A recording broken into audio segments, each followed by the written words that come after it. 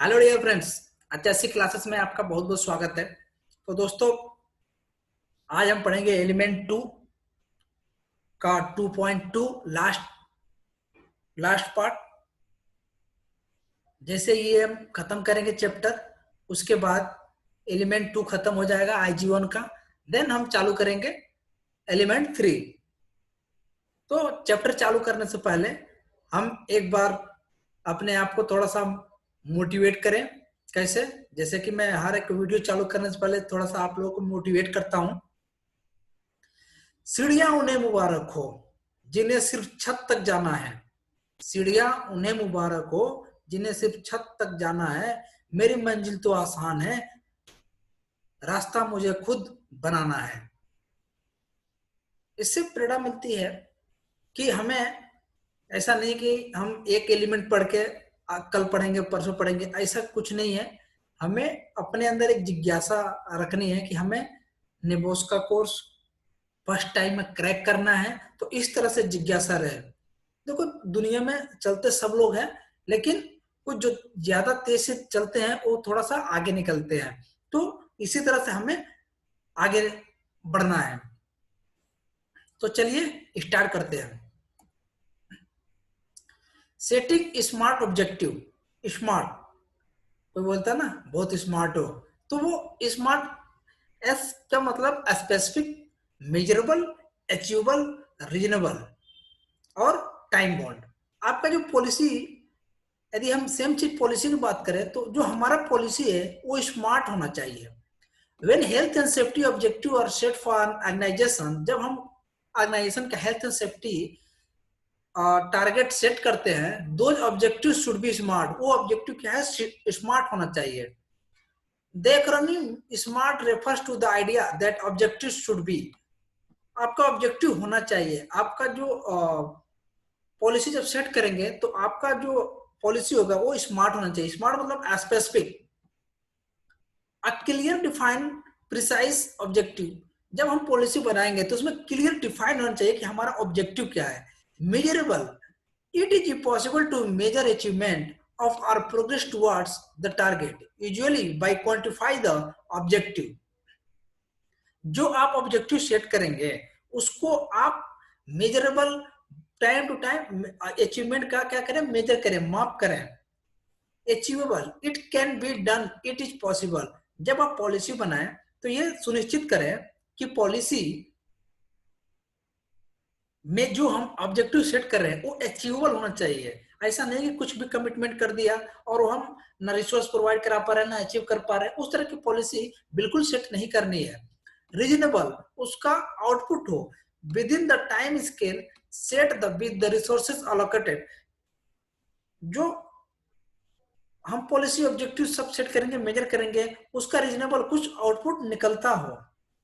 Then time bound, a deadline or time scale is set for completion of the objective। जो हमने objective set करना है policy में, हर एक चीज का टाइम बाउंड, टाइम स्केल लेकर चले कि हाँ, यदि कोई एक्टिविटी है, यदि कोई हमने प्लान कर रहा है सेफ्टी रिलेटेड, उसका टाइम बाउंड क्या है, क्या डेट है और उसे क्या एक्शन प्लान है। इस तरह के टाइम बाउंड, हर एक चीज का आप यदि टाइम बाउंड लेके चलते हैं तो वो काम इजिली और आसानी से और उस विद इन टाइम स्केल में हो जाता है। इसके लिए पॉलिसी में जब भी आप सेट करें तो वो स्मार्ट करें, specific, measurable, achievable, reasonable and time bound.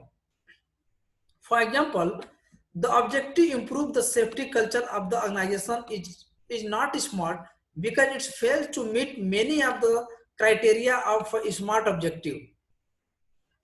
बहुत सारे ऑर्गेनाइजेशन का स्मार्ट यदि पॉलिसी नहीं रहता है, उस ऑर्गेनाइजेशन का जो सेफ्टी पॉलिसी, कमिटमेंट, ऑब्जेक्टिव है वो फेल हो जाता है।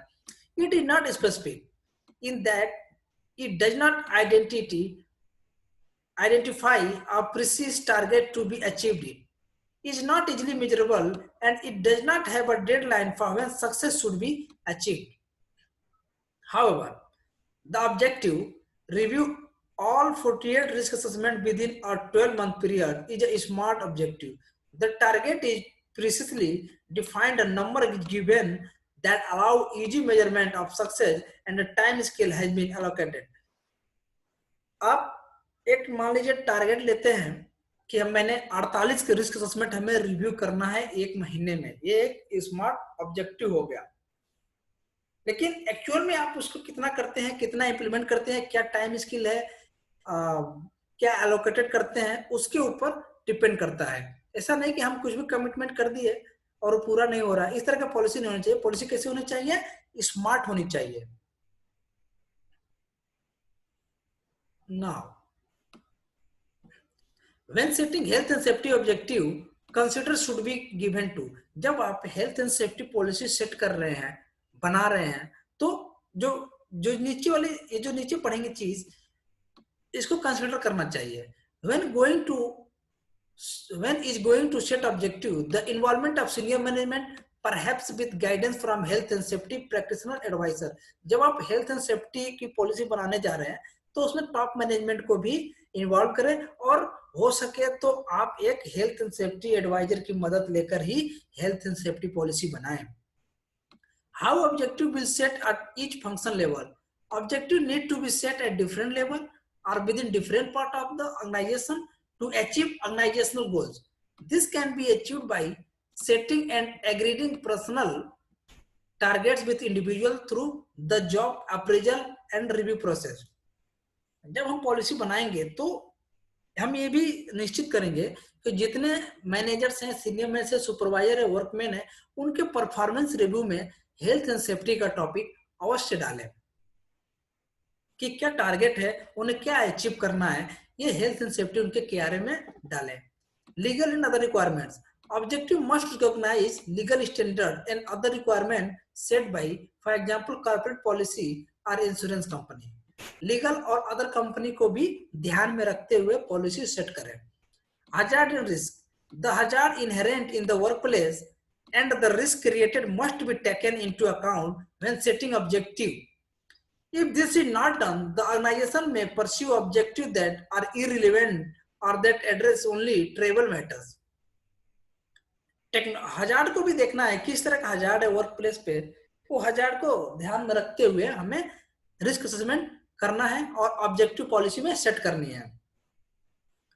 Technological option, as technology changes, organizations should take advantage of new technology and set objective accordingly। Technology क्या होता है कि डेली चेंज होता है, तो टेक्नोलॉजी चेंजेस पे भी ऑप्शन रख के ऑब्जेक्टिव आपको सेट करने होते हैं हेल्थ एंड सेफ्टी पॉलिसी में। Financial operation and business requirements, health and safety objective should integrated with financial, operational and business objective so that there is no conflict of goal। जब हम health and safety बनाएंगे, objective set करेंगे, उस time हमें financial को भी ध्यान में रखना है, ऑपरेशनल एंड बिजनेस ऑब्जेक्टिव भी हमें ध्यान में रखना है कि यदि थर्ड पार्टी क्लाइंट की क्या डिमांड है और कस्टमर वेंडर्स जो है इनकी क्या डिमांड है, इसको ध्यान में रखते हुए हेल्थ एंड सेफ्टी पॉलिसी हमें बनाने हैं। Views of interested parties, for objective to be achievable, it is important that some element of consultation occurs and that the views of interested parties are considered। Employees through their representative, supervisor, manager, contractor, client, customer, landlords, co-occupiers, suppliers, manufacturers and designers may all able to contribute to the health and safety objective of an organization। जब health and safety हम बनाएंगे तो ये ध्यान में देना है कि जो हमारे सुपरवाइजर्स हैं, मैनेजर्स हैं, कॉन्ट्रैक्टर है, क्लाइंट है, कस्टमर है, लैंडलॉर्ड है, को-ऑक्युपायर है, सप्लायर्स है, मैन्युफैक्चरर है, डिजाइनर्स है, ये सब लोग अपना जो योगदान है हेल्थ एंड सेफ्टी पॉलिसी के ऑब्जेक्टिव का टारगेट अचीव करने में सहयोग करें।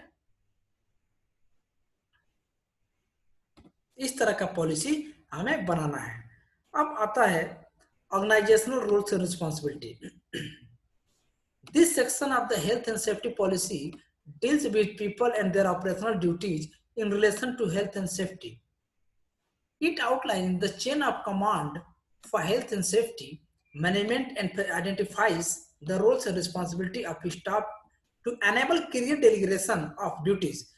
Means policy में हर स्टाफ के केआरए में हेल्थ एंड सेफ्टी का टॉपिक्स डाल दें, It is common practice for this section to include an organization chart showing the lines of responsibility and accountability in terms of health and safety management.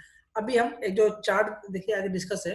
This chart also show the lines of communication and the feedback routes that exist within the organization for clear reporting. अभी हम next slide में देखेंगे कि एक organisation chart है, किस तरह से पॉलिसी बनती है, कैसे फीडबैक जाता है, कौन किसको रिपोर्ट करता है, उसके चार्ट के बारे में हम देखेंगे.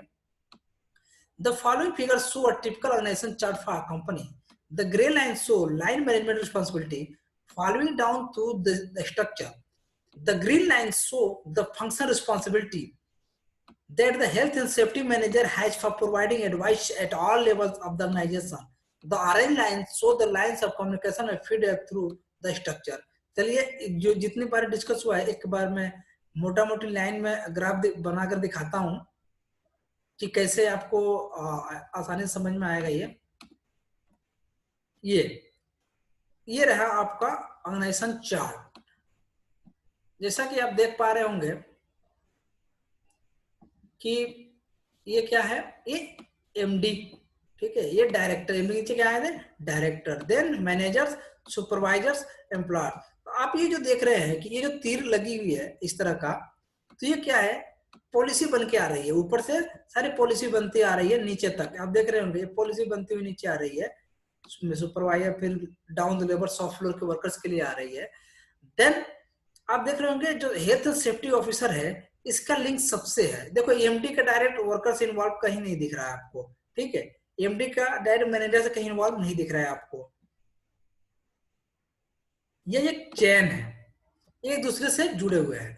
बट एक सेफ्टी एडवाइजर है, एक सेफ्टी ऑफिसर है, इसका जो चेन है वो सबसे जुड़ा हुआ है. कंपनी के सीईओ, एमडी, ठीक है, कंपनी का डायरेक्टर्स, कंपनी के मैनेजर्स और कंपनी सुपरवाइजर से एक वर्कमैन तक उसका लिंक क्या है, हेल्थ एंड सेफ्टी ऑफिसर का जुड़ा हुआ है.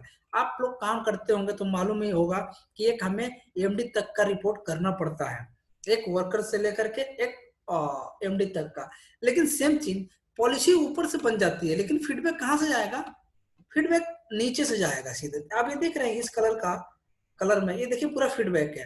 यदि मान लीजिए एमडी ने कुछ पॉलिसी बना दिया कि हमें हाइट पे काम करने के लिए सेफ्टी बेल्ट लगाना है, ठीक है, पॉलिसी उन्होंने सेट कर दिया, तो ये पॉलिसी बनके इनके पास आएगी. तो अब ये पहन रहे हैं या नहीं पहन रहे हैं, यदि पहन रहे हैं तो क्या क्या दिक्कत हो रही है, या दिक्कत हो रही है तो और क्या वो चीज इनको दें, प्रोवाइड कराए कंपनी की, और भी हेल्थ एंड सेफ्टी को बेहतर कर सके. तो ये जो है फीडबैक कैसे जाएगा, एम्प्लॉय सुपरवाइजर को फीडबैक देगा, सुपरवाइजर मैनेजर को देगा, मैनेजर डायरेक्टर को देंगे, और डायरेक्टर एमडी को रिपोर्ट देंगे, और फिर सॉल्यूशन यहाँ से बनकर आएगा down the line soft floor पे. तो ये प्रोसेस है इंडस्ट्री का, ये चलता रहता है. लेकिन जैसे कि स्ट्रक्चर दिया है कि एज हेल्थ सेफ्टी पर्पस में आपको हर एक लेवल पे रिपोर्ट करनी होती है, हर एक लेवल पे आपको जाकर कार्य करने होते हैं. देन अब थोड़ा सा इसको डिटेल में हम बात कर लेंगे. The organization roles and responsibility section will usually reflect the management hierarchy within the organization and allocate responsibility. हर एक ऑर्गेनाइजेशन में हर एक लेवल पे, जैसे हमने देखा डायरेक्टर्स, फिर मैनेजर्स, फिर सुपरवाइजर, एम्प्लॉय, हर एक क्या रिस्पॉन्सिबिलिटी है हेल्थ एंड सेफ्टी टारगेट को अचीव करने के लिए, जो हमने ऑब्जेक्टिव सेट किया है वो देखेंगे. The CEO or MD ultimately responsible and accountable for the entire organization. जो सीईओ और एमडी हैं अल्टीमेटली हेल्थ एंड सेफ्टी के लिए पूरे ऑर्गेनाइजेशन के लिए जिम्मेदार है. मैनेजमेंट एट ऑल लेवल्स, कोई सब लेवल पर मैनेजमेंट है, responsible for ensuring that all appropriate safety measures are in place and being carried out effectively within the part of the organization under their management control. This might be done by breaking down the management hierarchy into discrete layers and allocating responsibilities to each layer. Senior managers responsibility, middle manager responsibility और supervisor.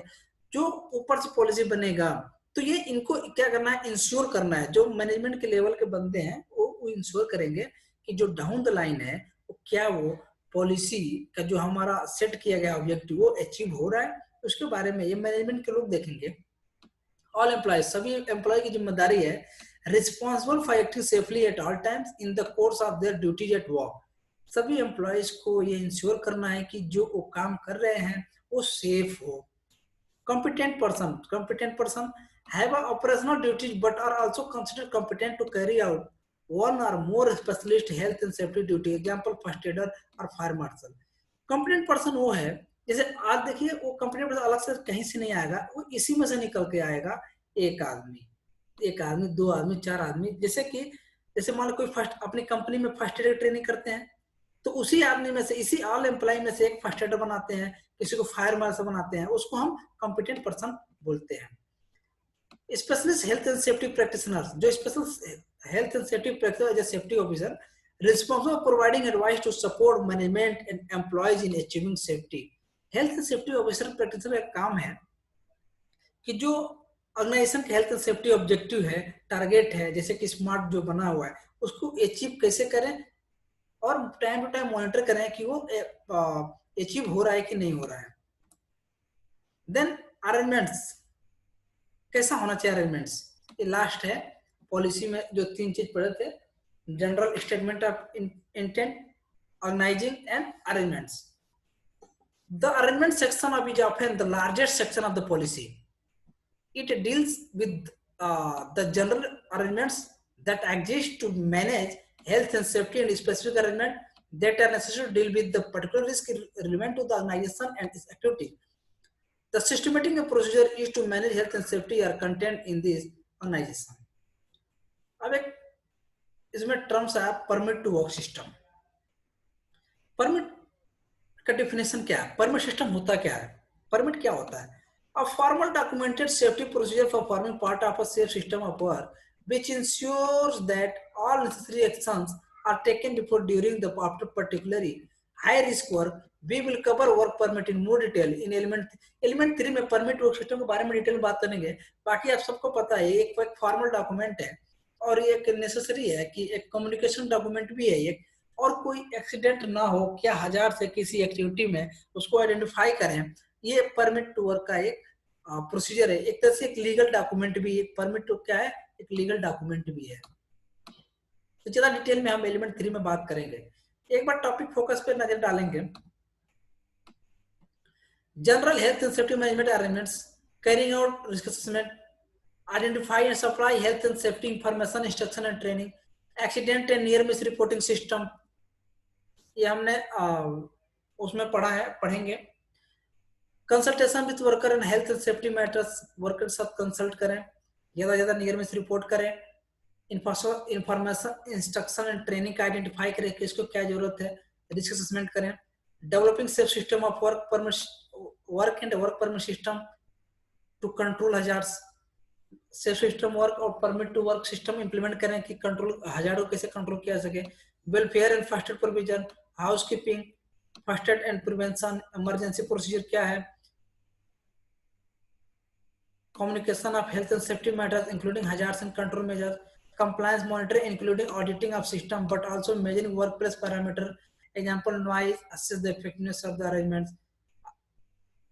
तो ये बातें आपको ज्यादा इसमें detail में जाने की जरूरत नहीं है, बातें सारी सिंपल है, ये क्लियर है ना। अब देखेंगे हम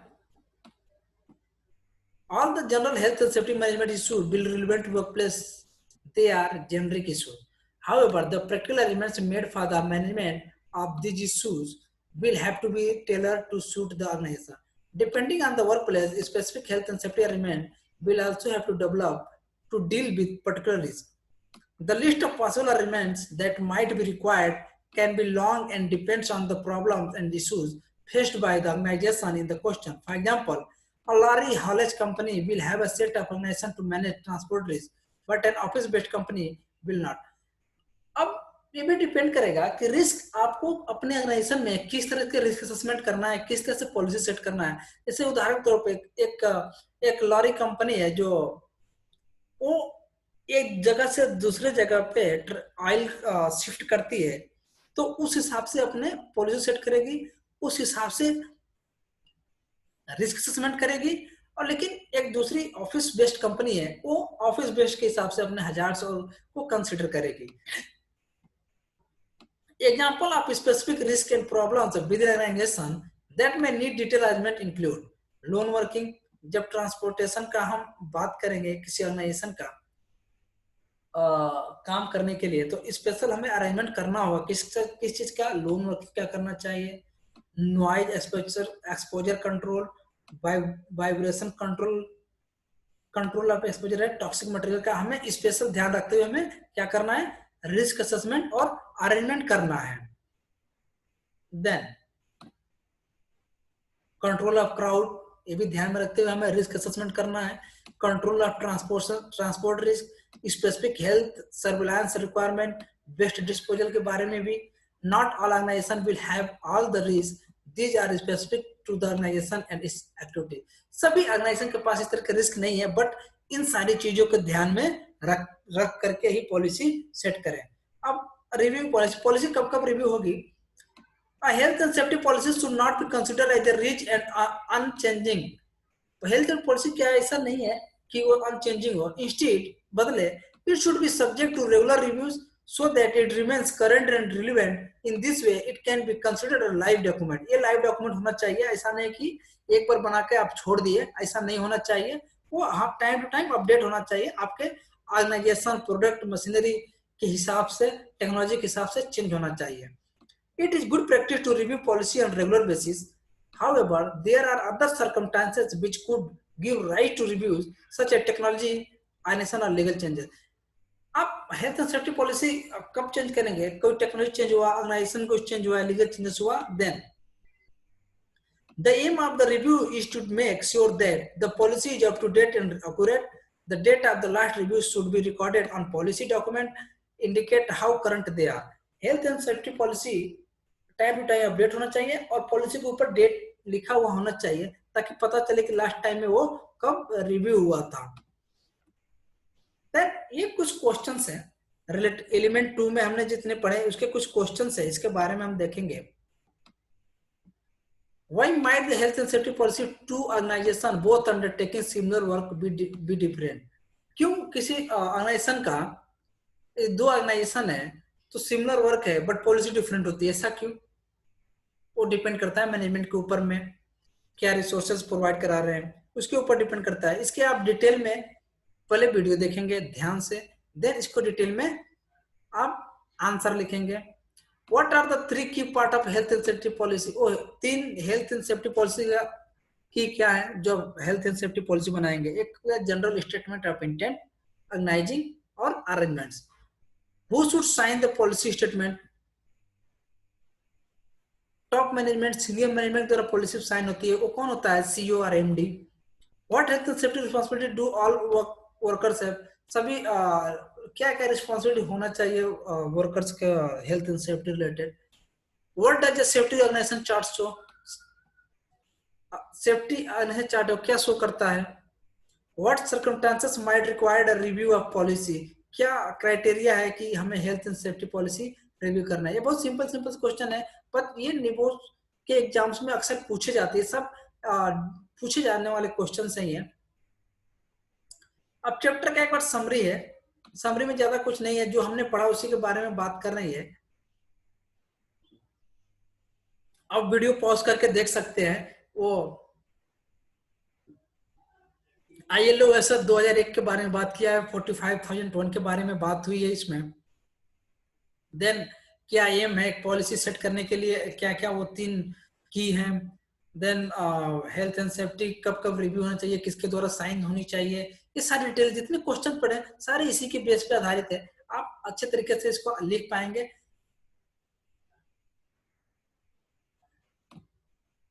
तो दोस्तों अब हमारा क्या हुआ, एलिमेंट 2 पूरा फिनिश हो गया। तो एलिमेंट 2 फिनिश हो गया। अब फिर ज्यादा नहीं, 3 लेक्चर्स हैं, अराउंड 50 मिनट का मान के चलिए। एक लेक्चर 50 मिनट्स का है, 50 मिनट का है। अब 50 मिनट सोते वक्त, बैठते वक्त कान में लीड लगा करके आप इसको अच्छा तरीके से देख के और अच्छे तरीके से समझ सकते हैं। देखो मेरा मेन मकसद एक ही है कि नेबोस फर्स्ट अटेम्प्ट में क्लियर करना है, चाहे कुछ भी हो, हमें फर्स्ट अटेम्प्ट में नेबोस क्लियर करना है और एक अच्छे जॉब अपॉर्चुनिटी हमें अर्जित करनी है। तो इस वीडियो में दोस्तों इतना ही, 2 एलिमेंट खत्म हो गया और हम कल से अब चालू करेंगे एलिमेंट 3 और एक एक करके बहुत ही डिटेल में बात करेंगे। यदि आप लोग को लगता है कुछ समझ में नहीं आ रहा है, आप कमेंट बॉक्स में नीचे लिख दीजिए, वो मैं कोशिश करूंगा आपको आपके लैंग्वेज में समझाने की मैं पूरी कोशिश करूंगा। और यदि मेरी वीडियो अच्छा लगे तो प्लीज लाइक शेयर और सब्सक्राइब जरूर करें, बिकॉज इससे क्या होता है, हमें क्या है थोड़ा सा मोटिवेशन मिलता है कि हाँ लोग चलो मेरे वीडियोस देख रहे हैं, शेयर कर रहे हैं, सब्सक्राइब कर रहे हैं, तो इससे क्या होता है थोड़ा सा मोटिवेशन मिलता है, तो हमें पढ़ाने में थोड़ा सा और अच्छा लगता है। देखो मेरा क्या है इसमें कि इसमें मेरा कुछ फायदा नहीं है ये वीडियो बनाकर इसमें डालने में। मैं पहले कंटेंट रेडी करता हूँ, फिर आके आपके सामने एक एक घंटे का एक लेक्चर बनाता हूँ, हर एक एलिमेंट को बहुत डिटेल में पढ़ाता हूँ, तो इसमें मुझे कुछ फायदा नहीं है। मुझे ये है कि जो मैंने प्रॉब्लम शुरू में स्टार्टिंग में फेस किया था, जब मैं निबोस 2017 में किया था, तो उसमें क्या मैं जो प्रॉब्लम फेस किया था, मैं यूट्यूब पे बहुत देखा, गूगल पे देखा, ना कंप्लीट मेरे को नोट्स मिले, ना यूट्यूब पे वीडियो मिले निबोस के, कि ताकि मैं एक बार प्रिपेयर करके फिर एग्जाम देने जाऊं या फिर रजिस्ट्रेशन के लिए जाऊं, मेरे को ऐसा कुछ नहीं मिला। तो बाद में मैंने ऐसे सोचा कि क्यों ना मैं ही एक ऐसा चैनल HSC क्लासेस का खोल दूं, उस पे मैं इस तरह की सारी वीडियो डालूंगा, जो फ्रेशर्स रहेंगे उनके लिए काफी बेनिफिट मिलेगा। और उसके बाद एक बार आप यहाँ से देखकर वीडियो, फिर आप यदि नेबोस का क्लास अटेंड करने जाते हैं, तो मैं 110% गारंटी दे रहा हूँ आपको कि डेफिनेटली ही आपको वहां फायदा मिलेगा। बाकी अदर स्टूडेंट की अपेक्षा आपको बहुत ज्यादा वहां पे फायदा मिलने वाला है। तो दोस्तों इस वीडियो में इतना ही, प्लीज मेरे चैनल को लाइक शेयर सब्सक्राइब जरूर करें। तो ठीक है दोस्तों, इस वीडियो में इतना ही, धन्यवाद।